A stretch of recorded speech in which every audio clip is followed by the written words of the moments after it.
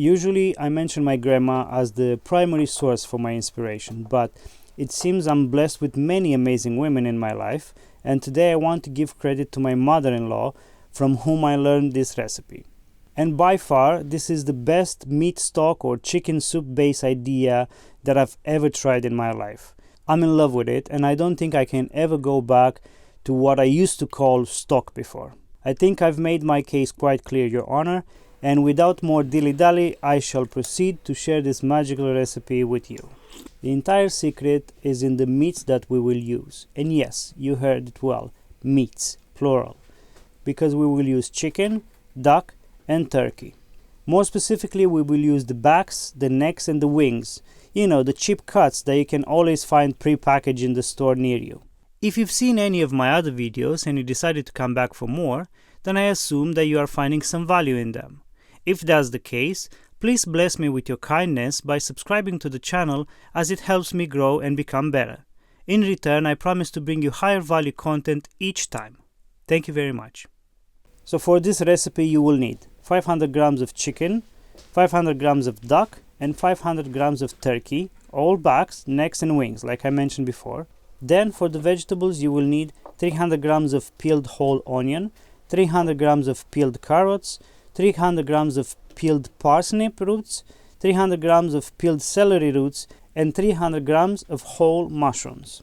Lastly, for the spices you will need 10 grams of allspice corns, 10 grams of peppercorns, and 3 bay leaves. The tools required for the recipes are a large 10-liter pot, 5 liters of water, a strainer or colander, and a veggie peeler. Now when it comes to prep, the only thing that we need to do is to peel the root vegetables and the onion. Do not slice any of the vegetables unless they are gargantuan. It will be easier later to strain them if kept whole. Personally, I just split the celery root into 3 large pieces just because it was huge. After you've prepped the vegetables, place them at the bottom of the pot, then add the spices, and on top of everything we will put the meat. We're organizing them like this in the pot because we want the vegetables to cook properly in the allocated time. Sometimes, if they are on top, most of the vegetable body stays floating and will not cook through, therefore robbing us of extracting all the nutrients and the vitamins and the goodness from them. Once you're done, add the water, cover the pot with the lid, and start cooking it on high heat. Now don't go too far because we want to wait until the stock reaches boiling temperature. As soon as this happens, we will lower the temperature to minimum or low and then allow it to slow cook for 4 hours. Use a kitchen timer or a phone alarm to ensure that you're not gonna overcook the ingredients. Also, don't worry about skimming the surface. At the end of this process, we will sift and filter the stock properly and the skim will disappear. See how easy this recipe is? Man, my mother-in-law is the best. After 4 hours, your home will smell divine, and this is the time to finish this recipe.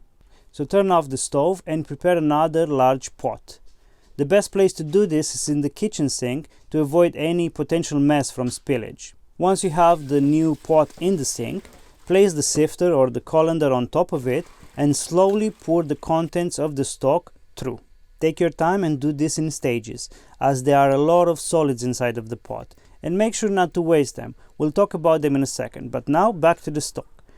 Once you remove the solids, clean the original pot and move the sifter on it. Only this time we'll add a piece of cheesecloth on the sifter for a better filter. Then pass the stock through this one as well, and in no time you'll have your final product. Before I show you mine, I just want to mention that the meat from the stock can be pulled off the bones and used to create other dishes like pulled barbecue chicken and so on.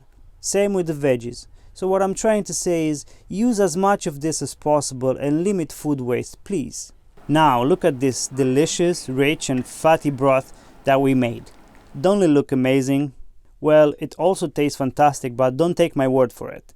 Make a batch and comment below if I'm full of or right as rain, sir. Right as rain. As for the uses, you can just drink it like that for the health benefits that it possesses. You can make soups and stews and sauces and gravies with it, or just freeze it in a plastic bottle for now if you have no ideas, and just keep it for later. Just make sure not to fill the bottle too much, as liquid expands when it's frozen, and you want to squeeze the bottle a tiny bit to avoid any unpleasant accidents. If you found this video useful in any way, please like it and share it with others. Also, please consider becoming a member of my YouTube channel, as any contribution helps me tremendously. Thank you very much for your time, and I will see you soon.